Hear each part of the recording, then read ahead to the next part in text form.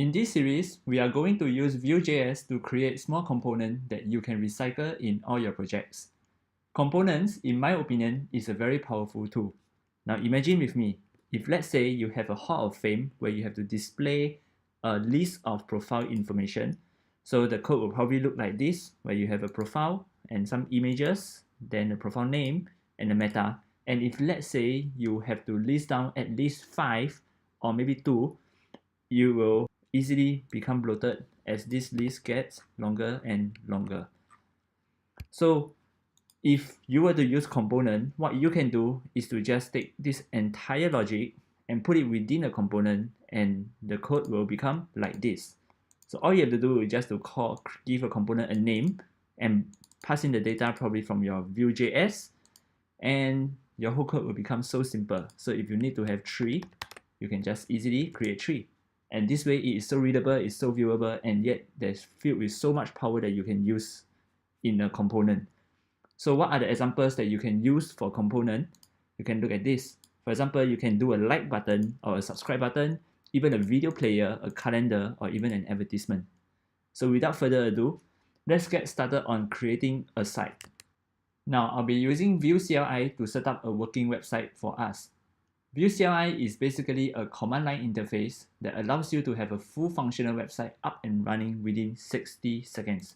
So search for vue-cli, go to the first link, click on it, and you'll see that the instructions has already been provided. So all you have to do is just to npm install vue-cli, and after which just run this simple command. So you notice that there's a template name here and a project name.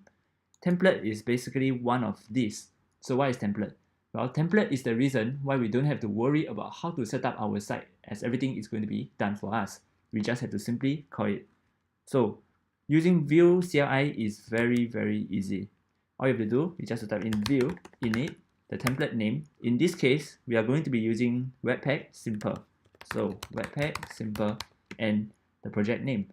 The upcoming project that I'm going to be creating, the very first component is going to be called the text area counter. So this is what I'm going to name it.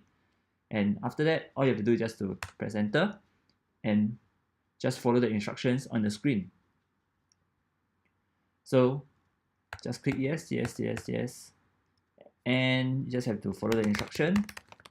So I'm just going to go into my folder and run npm install. Now this command is going to install all the dependency that you need for your website.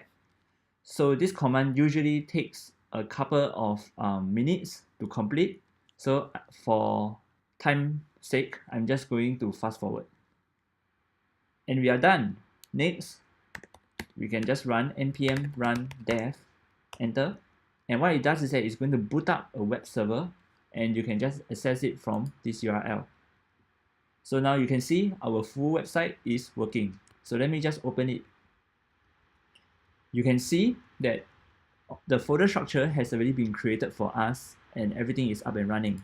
If I were to go to index.html, I can just type something here, save it, come here, refresh, and you can see that it's already working. So with this, let's get started.